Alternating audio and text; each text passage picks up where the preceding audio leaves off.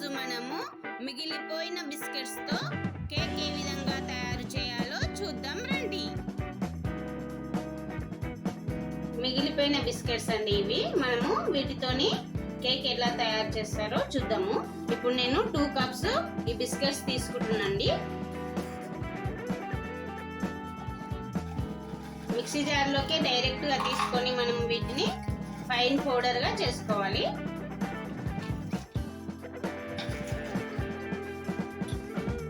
Two cups తీసుకోవాలండి. Already ఇందులో 1 cup వేసుకున్నా నేను.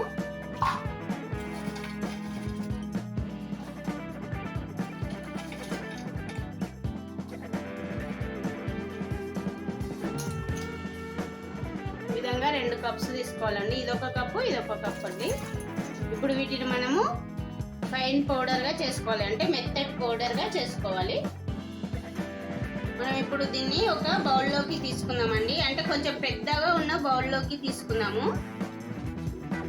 ఈ విధంగా రౌండ్గా ఉన్న బౌల్లోకి తీసుకోవాలి. ఇప్పుడు మనం దీనిలోకి 1 కప్పు మిల్క్ తీసుకోవాలండి, పాలు. ఇప్పుడు మనము దీనిలో 1 కప్పు మిల్క్ తీసుకోవాలండి, పాలు. దీనిని మనం ఇప్పుడు కట్ అండ్ ఫోల్డ్ మెథడ్లో కలుపుకోవాలండి. ఇలా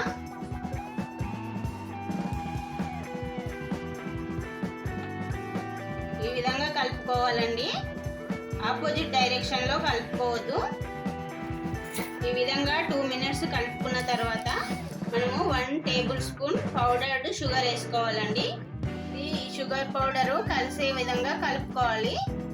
ఇంతకుముందు మనము కట్ అండ్ ఫోల్డ్ మెథడ్లో ఏ విధంగా కలుపుకున్నామో అదే విధంగా కలుపుకోవాలి. ఇలా కలుపుకుంటే మనకు లంప్స్ రావండి, ఫ్లఫీగా వస్తుంది.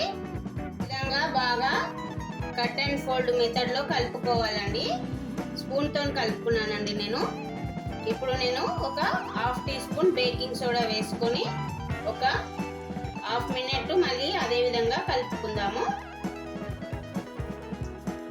ఇప్పుడు మనకు కేక్ కావాల్సిన మిశ్రమం తయారైందండి. ఇప్పుడు దీన్ని పక్కకు పెట్టుకుందాము.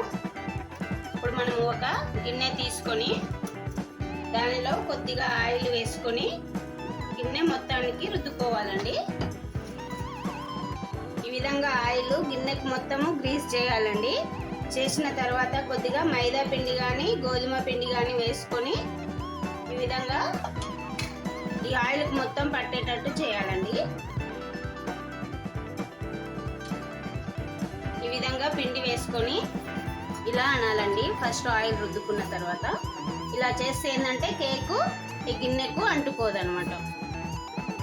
ఇందులోకి మనం ఇప్పుడు కేక్ బ్యాటర్ వేసుకుందామండి.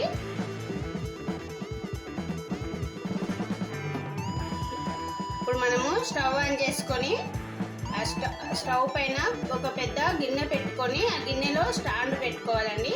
ఆ స్టాండ్ పైన ఈ చిన్న గిన్నె పెట్టుకొని దానిపైన మూత పెట్టుకొని బేక్ చేసుకోవాలండి. 40 మినిట్స్ వరకు బేక్ చేసుకోవాలి.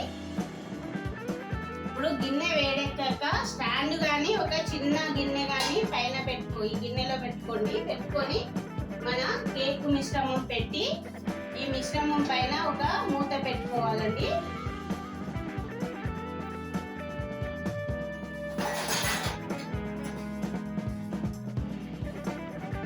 ఇప్పుడు ఈ గిన్నె పైన మూత పెట్టి ఒక 40 మినిట్స్ బేక్ చేసుకుందామండి.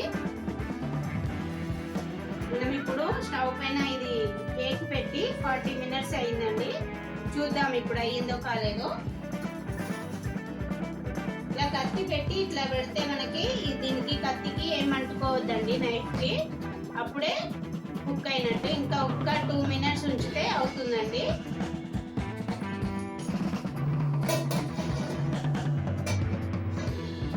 ఇప్పుడు మనకి కేక్ రెడీ అయిపోయిందండి. మనము ఇది కంప్లీట్గా చల్లారాలండి. స్టవ్ మీద నుంచి దించుకోగానే మొత్తం కంప్లీట్గా చల్లారిన తర్వాత మనము వేరొక ప్లేట్లోకి తీసుకోవాలి. ఇప్పుడు కేకు కంప్లీట్గా చల్లారిందండి. దీన్ని మనము వేరొక ప్లేట్లోకి తీసుకుందాము.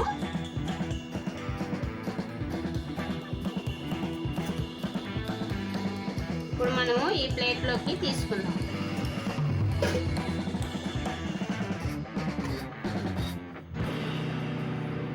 విధంగా వచ్చిందండి కేక్. ఇప్పుడు మనము దీన్ని ఈ విధంగా